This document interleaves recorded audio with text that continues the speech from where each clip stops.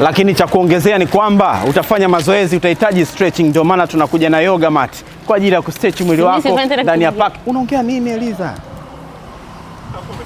Una mic hapo, unatakiwa unyamanze. Twende. 3 2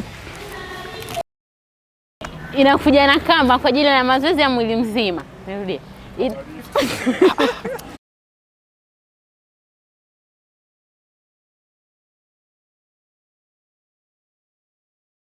Hapo tunakuongezea mazoezi ya tumbo kwa kutumia hii hapa rebound roller, bila kusahau kufanya zile step kwa kutumia hii hapa aerobic step.